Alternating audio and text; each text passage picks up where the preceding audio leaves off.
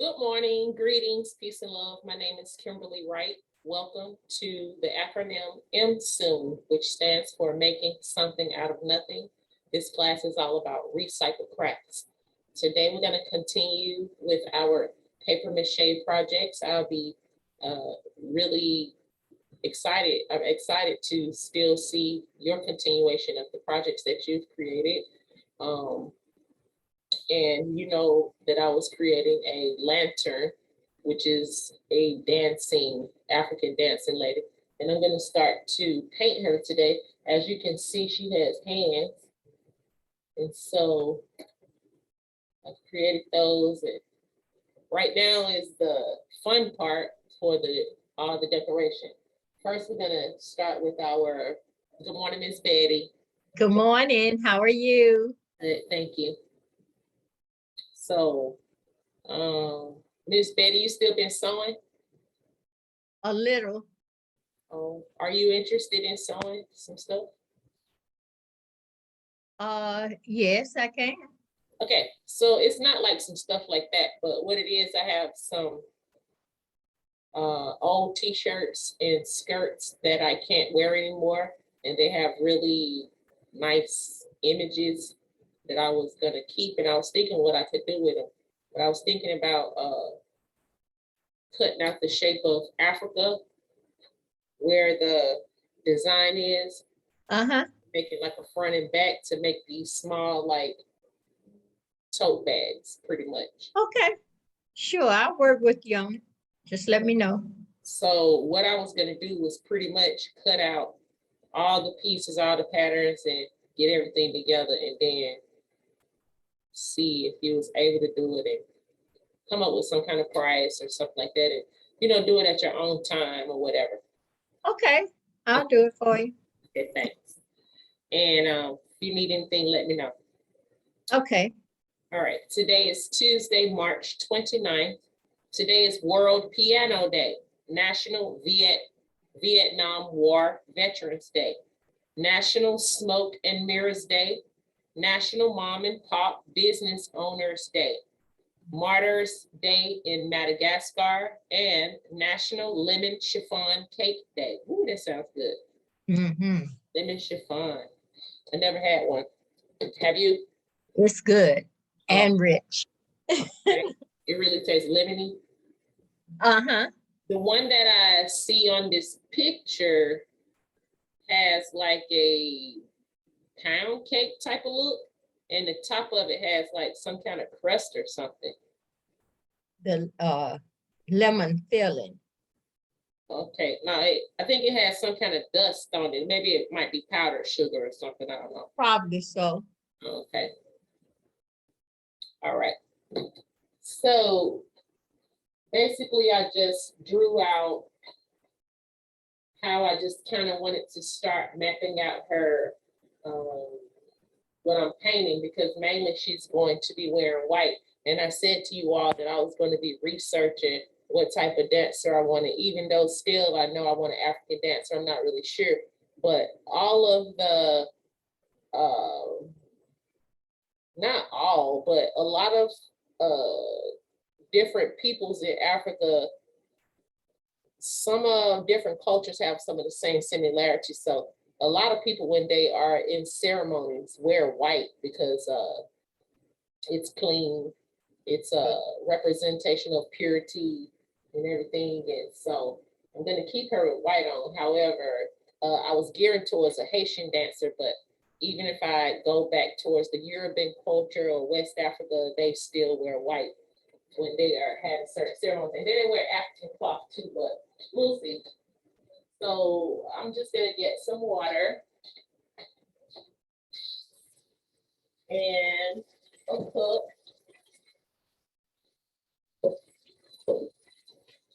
And I have my paint, because those are the only three colors that I'm using, which is red, black, and burnt umber. And I'm using 4 colors. So I wanted to play with her skin a little bit Even if I'm gonna use burnt umber, I'm gonna add this copper to it Oh, that's pretty. to see what it does. So are you gonna use lace for her dress or? Yes. I bought some stuff yesterday at Hobby Lobby Wow. to do her skirt. And it's gonna be like a few couple of materials, but it's gonna be basically lace and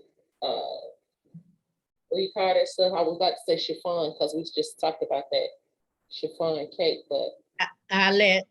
tulle. It's tulle and some other stuff. Oh, okay. Yeah, but I can show you. So this is what I got yesterday for her clothing. Of course, I got some elastic to make the skirt, but I have this lace right here. Okay. Yeah, because I have this lace. piece of material that has like an iridescent type of look to it. color to it. Okay. And then I have this type of, you can see how you can see through it. Net. Okay, yes, it's some kind of net. And then I have a net that's a little bit more open. Yeah. And then I have, you like what? A skirt, yeah. And then I have the stuff that kind of people use with panties or whatever, but it still makes it poof out or whatever. The ruffle. Yeah, the ruffle. The crannel. Thank you. I don't know the name of this stuff, but that's what I got. Okay. Okay, so let me get my palette.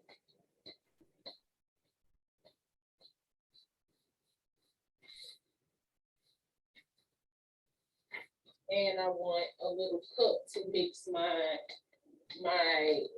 color for my skin, because I need to make sure, since I'm mixing the color, that I'm gonna have enough.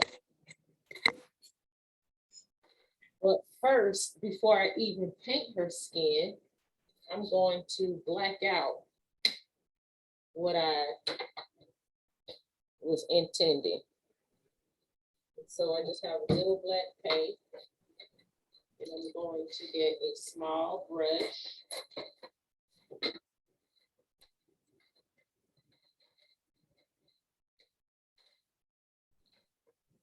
Dip that in a little water.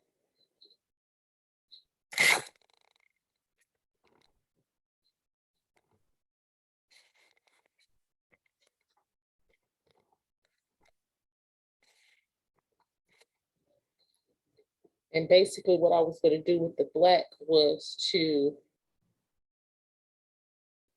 paint the inside of her mouth first, so that that can dry before I paint her lips.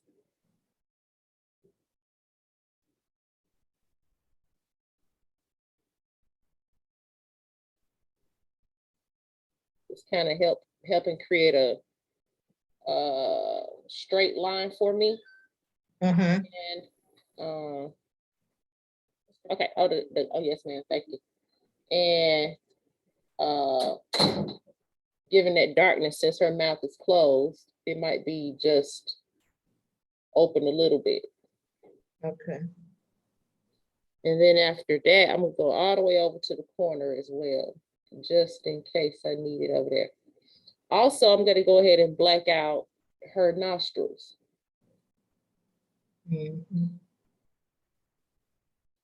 So that I wouldn't have painted the nose, and then I have to go back in there and make mistakes.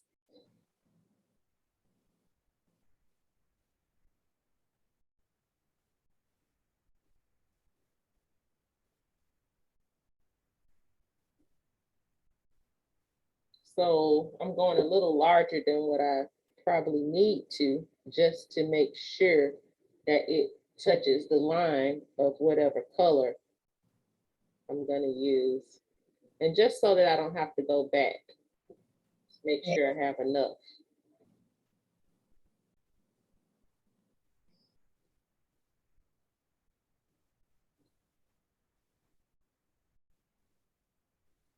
All right, and paper mache is fairly easy to paint. It's only paper, dried paper, water, flour, glue.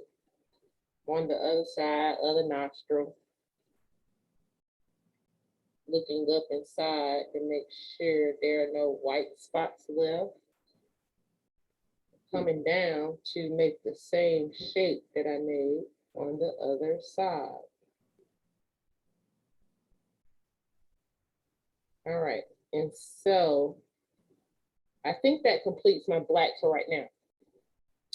Okay. Although she will be way more appealing with her eyes open, since she's dancing, I'm not sure if I want to have her eyes closed. However, for right now, I'm just gonna leave the white part of her eyes in case I do want them open, and I'm not gonna paint any eyes in there, and just kind of still feel the vibration of how I, envision her or whatever until it's done, and then I'll know. But however, so now what I'm gonna do is just go straight into the skin, but I'll let that dry out for a couple of minutes and measure this sleeve here so that I can get the other sleeve the same length. And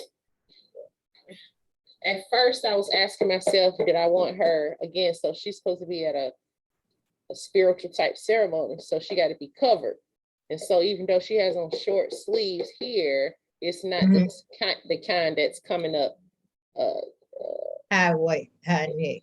showing her shoulders and everything. But then also I saw that a lot of those women wear gloves. So today I'm not going to paint her hands here, just to see if I want to keep some gloves on, and I'll paint the bottom portion of her arm brown. But the sleeve will be that long. Okay. Let me measure that, and then I'll get to painting the skin. And we're going to stop class right at 10:30 today. Okay. To the fact that I had that class coming in here. And that is about, I'll say, 4.5 quarter. And then maybe I'll come like this.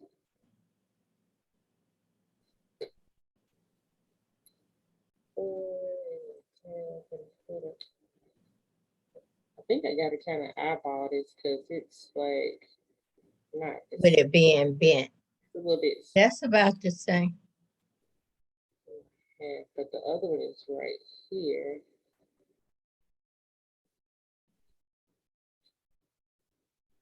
I guess that's about the same. It looked like it is. Okay. And so I'm just gonna kind of take her out of her fake stand, which is this bowl. Lay her down so I can go around that circle quickly. You working on something right now, Miss Betty?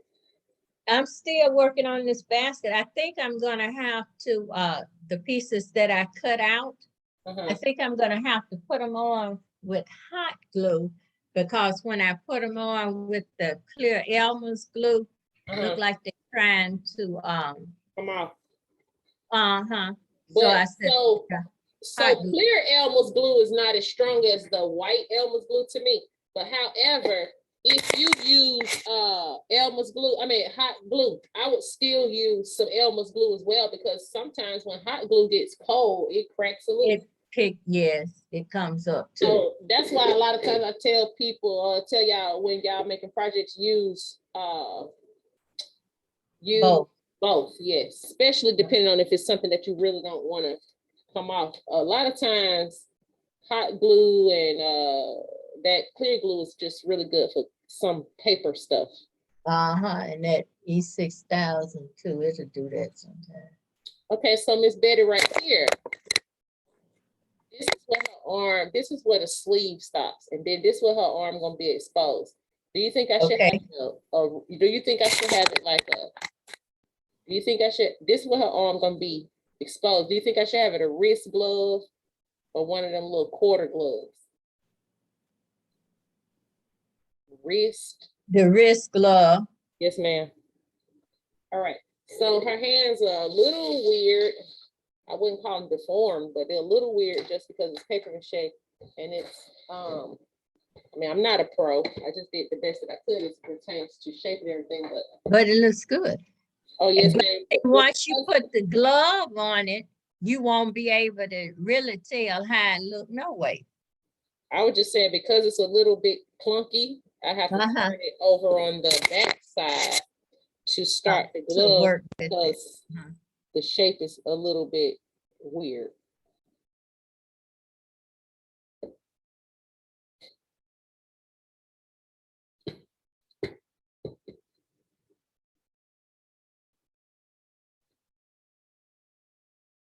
I had said to myself, I better just finish her, and so I won't overwhelm myself and get too tired, because if I continue to work on her, the lion and the elephant, I'm probably gonna stop and not finish either one of them.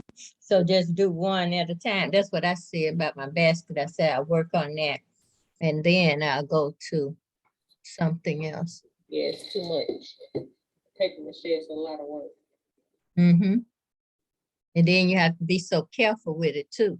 Once it hardens, still sometimes when you're working with it, it'll crack.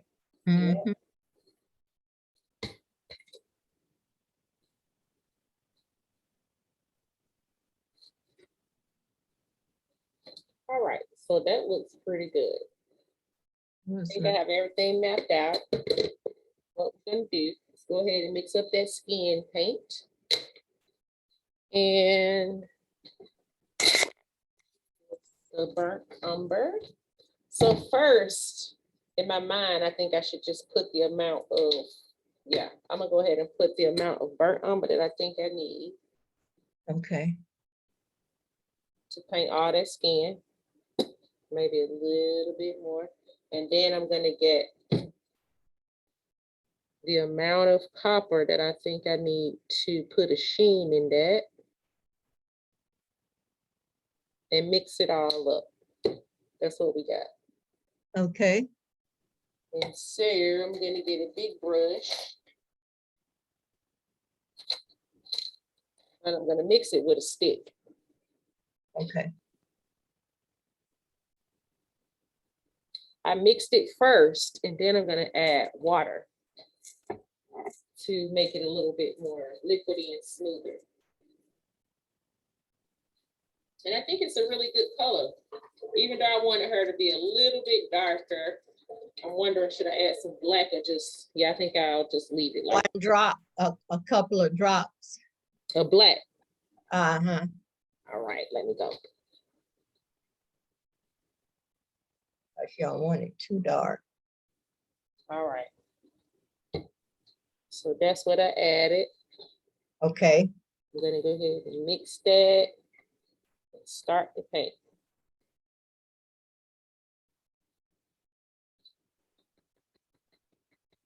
Gotta mix it well, because at first it just looked black, but now it's turning back brown. Yes. And then you gotta keep mixing it well, because as you're painting, you don't want to clunk of black somewhere. Yeah, and then you start painting a different color on the skin. I think that looks really good, even though she looks, it has a bit of gold in it. It looks golden brown, but I think that's kind of what I was going for. But see, once it soaks in that paper, it's gonna take a different color anyway. Okay. So now I'm just gonna start painting her skin and see how that looks.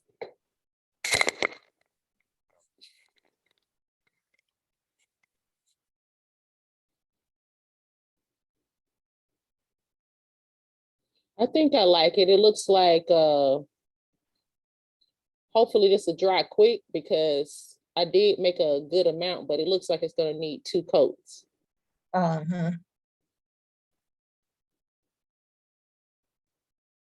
But I do have a good amount of paint. That's why I mixed up a large amount. Yeah, rather have too much than not enough. Yeah, especially when you're mixing something, because you can't just mix it exactly the same unless you knew the right amount that you had. And that's what I be trying to tell them about yarn too. When they buy it, and if it say they need 4, I said you need to get 5. Because even if you go back and get the same number, it's still, it's different because it didn't come off of the same boat. Okay. Lot will be different.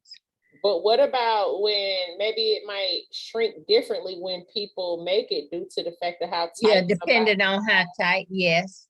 Okay. So I always tell them to get an extra one. Then that way you don't have to worry about going back and might not be able to finish it because you can't find it.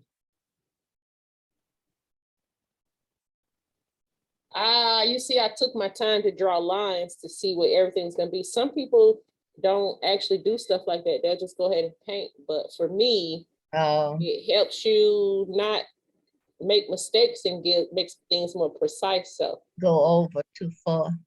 It might take a little time, but I guess it's worth it. But it'll save you time when you actually start working. Yeah. Like now I don't have to measure a line painting. I can just go to the line that I actually drew. I could be playing a guessing game. Yes, ma'am. What you eat for breakfast? Nothing. Okay. I actually ate about you two know, grapes. I'm not a breakfast person. That's hard. I try to, eat something. Sometimes I'll do a bagel or maybe a bran muffin or something if I, fix some. But if long as I have my water and my coffee in the mornings, I'm good to go. Okay.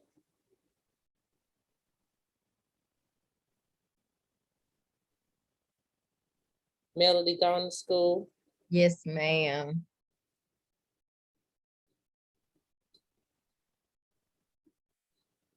All right, even though I know I need to get under her arm.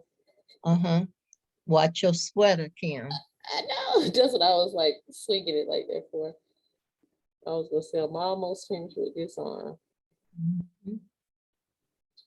At first her arm was looking weird, but as I get the color on more, it looks better. Good. Yes, ma'am.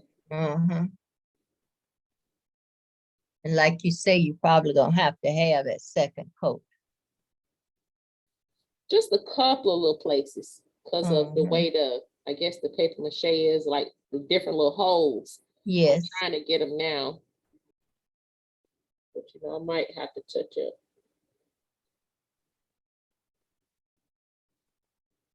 And it's weird how sometimes it'll soak in one place more so than the other. And you go back and then you see a white spot. How did I miss that? Yeah. And then I was so unsure about really what to do with her neckline. I kind of just played off of the shape of the paper mache, how it was bent or whatever. So it actually kind of just had a natural neckline there already. Oh, okay. Well, that's good. So are you gonna put like some pearls on her? She's gonna have on a lot of stuff because the dancer she's not like just a regular dancer that's at the ceremony. She's like more of a priestess. So they be having on all kind of beads, jewels. Cause I know I got the opal pearls. You know how you used to buy them on the big roll. Oh, okay. We saw some yesterday at Hobby Lobby, and I didn't know they had them on the roll, but yeah, I had a little jar of some and another little pack, but I put them things back. I really went in there just to buy two packs of earring hooks. I promise you, I was so mad. I came out, I was like, how in the world I spent $99 up in there? But that's the way you do.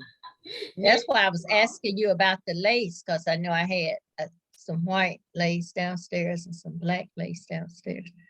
Oh, yes, ma'am. But sometimes, like you said, you got some extra. When you buy a piece, I guess you could use it for something else. Yeah, that's true. Yeah, like I but got so much stuff is changed. That's why I said it's good to share too, to get some of that stuff off your hands, so you won't be up too much stuff. If it's something you ain't gonna use, you can share.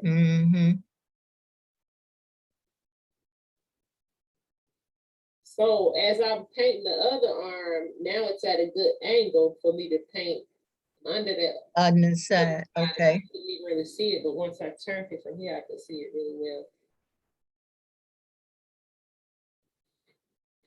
Yeah, the arm really looks pretty good. It looks good from here too. You got some more classes to take today? Buffet at 10:30. Oh, okay. You getting your exercise on? No, today is health secret. Oh, okay. Well, y'all be talking and stuff, but it's We exercise tomorrow. Yeah. okay. Yeah, I had to try to keep my exercise going. They want me to continue to do that.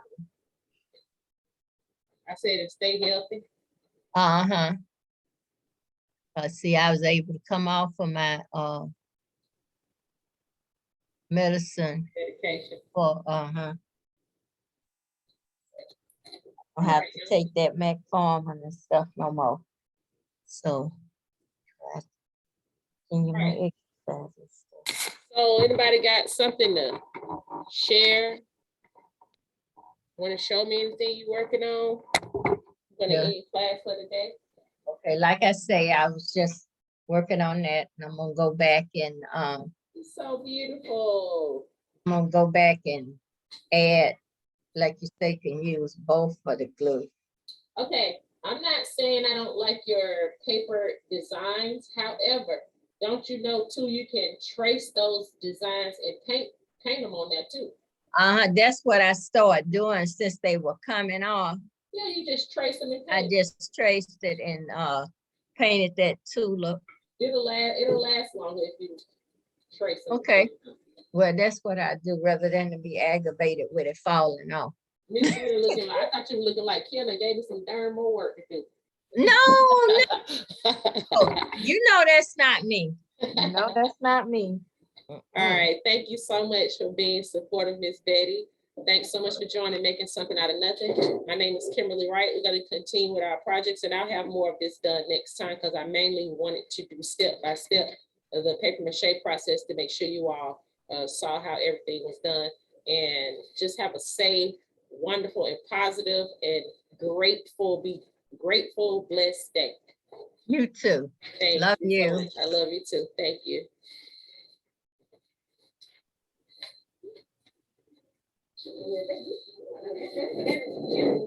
Okay, so